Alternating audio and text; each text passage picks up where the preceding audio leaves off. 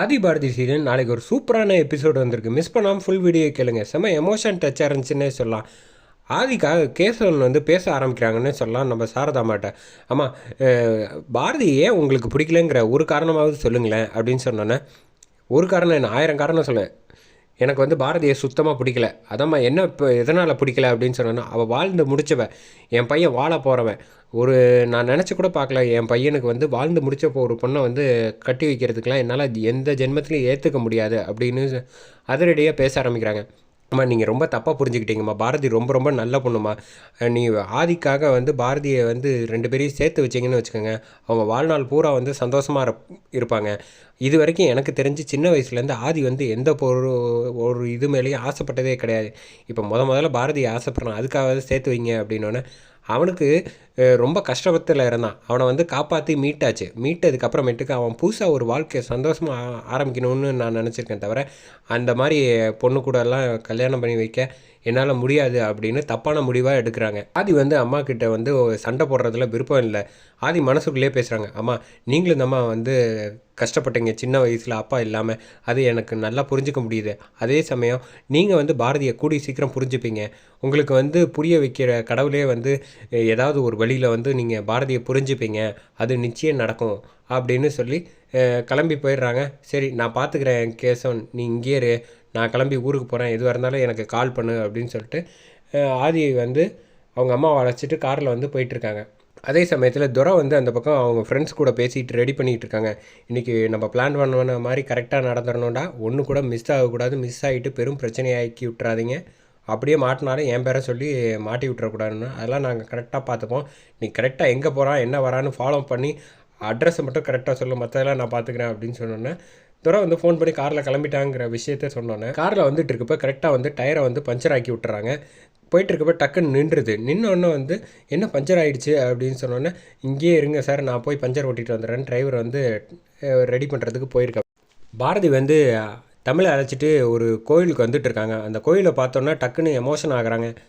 அப்போ தான் தெரியுது வந்து இந்த கோயிலில் தான் வந்து தாலி கட்டி பாரதியை வந்து அழைச்சிட்டு வந்திருப்பாங்க. அம்மா இது வரைக்கும் என்ன இந்த கோயிலுக்கு அழைச்சிட்டு வந்ததே இல்லையே அப்படின்னோடனே, ஆமாம் நானும் உங்கள் அப்பாவும் இங்கே தான் கல்யாணம் பண்ணிக்கிட்டோம் வா அப்படின்னு சொன்னோன்னே, நீ இங்கே தான் குழந்த பிறக்கணும்னு நீ பிறக்கணும்னு வேண்டிக்கிட்டு இருந்தோம் தெரியுமா, அதனால தான் இந்த கோயிலுக்கு வந்து அழைச்சிட்டு வந்திருக்கேன் அப்படின்னு சொன்னோன்னே, வா அப்படின்னு சொல்லிட்டு அழைச்சிட்டு வராங்க. பாரதி வந்து மேலே ஏறி கோயிலுக்கு போனோன்னு வந்து உட்காந்துடுறாங்க. மூச்சு வாங்குது. அம்மா பார்த்தியாம்மா நான் எவ்வளோ ஸ்ட்ராங்குன்னு, நீ ரொம்ப வீக்காக இருக்கம்மா, நல்லா வந்து சாப்பிட்டு உடம்ப தெம்பாக வச்சுக்கணும்ல, அது சமத்து நல்லா தெரியும், நீ ஸ்ட்ராங்கு தான் அப்படின்னு கண்ணத்தை கிள்றாங்க. செம க்யூட்டாக இருந்துச்சுன்னே சொல்லலாம் அந்த சீன். அதுக்கு அடுத்தது இந்த பக்கம் வந்து அம்மா இந்த கோயிலில் என்ன வேணாலும் கிடைக்கும் மாமா அப்படின்னோடனே, நிச்சயமாக கிடைக்கும் அப்படின்னோடனே மனசார அப்படின்னா ஆதி வேணும்னு கேட்கலாமா அப்படின்னோடனே, இங்கே பாரு அவருக்காக தான் வேண்டிக்க வந்திருக்கோம், உன் மனசில் எந்த இதுவும் யோசிக்காமல் எல்லோரும் நல்லா இருக்கணும்னு வேண்டிக்க அதுவே போடும் அப்படின்னு சொன்னேன். சரிம்மா அப்படின்னு சொன்னோன்னே, பாரதியும் தமிழ் வந்து ஆதியை பற்றி பேசணுன்னா ஆதிக்கு வந்து அங்கே புறையேற ஆரம்பிச்சிருது காரில். நெஞ்சு வந்து பிடிச்சிட்டு யோசிக்கிறாப்புல, இந்தாப்பா தண்ணி குடி அப்படின்னோன்னே, இல்லைம்மா நான் பக்கத்தில் இங்கே கோயில் இருக்கு பாரு, அங்கே போயிட்டு வந்துடுறேன் அப்படின்னு சொல்லிட்டு ஆதி இறங்கி கோயிலுக்குள்ளே போக ஆரம்பிக்கிறாங்க. அதே சமயத்தில் இந்த பக்கம் வந்து ரவுடிங்க எல்லாரும் பின்னாடியே ஃபாலோ பண்ணிட்டு வந்துகிட்டு இருக்காங்க. நம்ம ஆதியை கோயிலுக்கு போய்ட்டு ஆதி பேரில் வந்து அர்ச்சனை பண்ண ஆரம்பிக்கிறாங்க.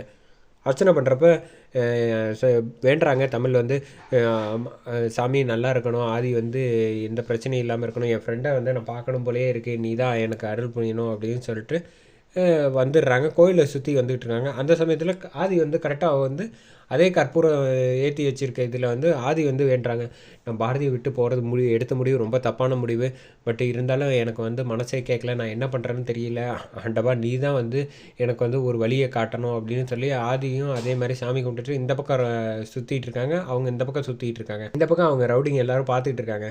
சாரதாம்மா வந்து அந்த பக்கம் காரில் வந்து உட்காந்து வெயிட் பண்ணிக்கிட்டே இருக்காங்க. இந்த பக்கம் சாமி கும்பிட்டுட்டு வந்துட்டு ஒரு இடத்துல வந்து உட்காடுறாங்க.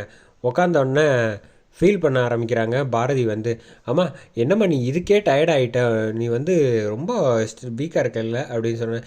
இதையே எத்தனை தடவை தான் நீ சொல்லுவ, முதல்ல உட்காரு அப்படின்னு சொன்னோன்னே உட்காந்துடுறாங்க. உட்காந்தோன்னே, அம்மா எனக்கு நீ வந்து பொம்மை வாங்கி தரேன்னு சொன்னியா, நீ வாங்கியே தரலையே அப்படின்னோடனே, சரியான வாளாயிட்ட நீ வர வர.